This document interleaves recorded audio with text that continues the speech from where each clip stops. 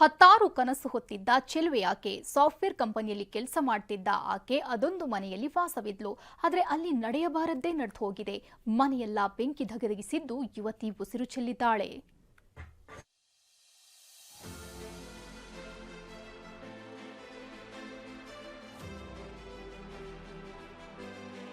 ಸುಟ್ಟು ಕರಕಲಾಗಿರುವ ಬೆಡ್, ಬೆಂದು ಹೋಗಿರುವ ಕಬೋರ್ಡ್, ಬಟ್ಟೆಗಳು, ಮನೆ ಸೀಲಿಂಗ್ ಕೂಡ ಕಿತ್ತು ಬಂದಿದೆ.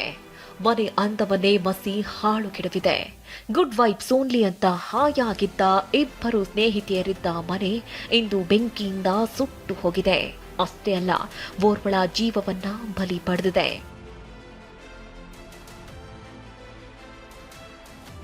ಮಧ್ಯರಾತ್ರಿ ಮನೆಯಲ್ಲಿ ಹೊತ್ತಿಕೊಂಡ ಬೆಂಕಿ, ಹೊಗೆಯಿಂದ ಉಸಿರುಗಟ್ಟಿ ಯುವತಿ ಸಾವು ಶಂಕೆ. ಈ ಅಂಧಗಾತಿಯ ಹೆಸರು ಶರ್ಮಿಳಾ.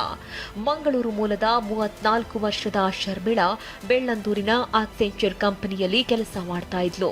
ಅಸ್ಸಾಂ ಮೂಲದ ಸ್ನೇಹಿತೆ ಶಬ್ರೀನ್ ಜೊತೆ ರಾಮಮೂರ್ತಿ ನಗರದ ಸುಬ್ರಹ್ಮಣ್ಯ ಲೇಔಟ್ನ ಈ ಮನೆಯಲ್ಲಿ ವಾಸವಿದ್ಲು.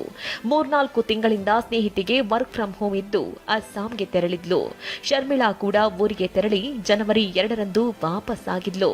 ಆದರೆ 3ನೇ ತಾರೀಕು ಅಂದ್ರೆ ಶನಿವಾರ ರಾತ್ರಿ 10:30 ಹೊತ್ತಲ್ಲಿ ಮನೆಯಲ್ಲಿ ಬೆಂಕಿ ಕಾಣಿಸಿಕೊಂಡಿದೆ. ಇಡೀ ಮನೆ ಧಗಧಗಿಸಿದ್ದು ಕಿಚನ್ ಬಳಿ ಶರ್ಮಿಳಾ ಪ್ರಾಣ ಬಿಟ್ಟಿದ್ದಾಳೆ.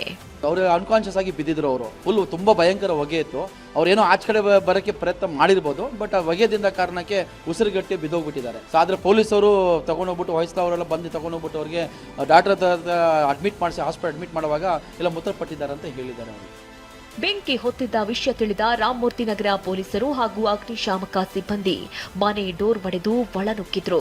ಪ್ರಜ್ಞೆ ತಪ್ಪಿ ಬಿದ್ದಿದ್ದ ಶರ್ಮಿತಾಳನ್ನ ಆಸ್ಪತ್ರೆಗೆ ಕರೆದೊಯ್ಯಲಾಯಿತಾದ್ರೂ ಅಷ್ಟೊತ್ತಿಗೆ ಚೆಲುವೆ ಉಸಿರು ಚೆಲ್ಲಿದ್ಲು. ಉಸಿರು ಗಟ್ಟಿಯೇ ಟೆಕ್ಕಿ ಮೃತಪಟ್ಟಿದ್ದಾಳೆ ಎನ್ನಲಾಗ್ತಾ ಇದೆ.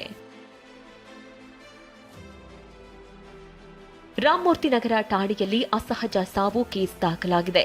ಶಾರ್ಟ್ ಸರ್ಕ್ಯೂಟ್ನಿಂದ ಬೆಂಕಿ ಹೊತ್ತಿತ್ತ ಅಥವಾ ಬೇರೆ ಏನಾದರೂ ಕಾರಣ ಇದೆಯಾ ಅನ್ನೋದು ಎಫ್ಎಸ್ಎಲ್ ರಿಪೋರ್ಟ್ನಿಂದ ಗೊತ್ತಾಗಬೇಕಾಗಿದೆ.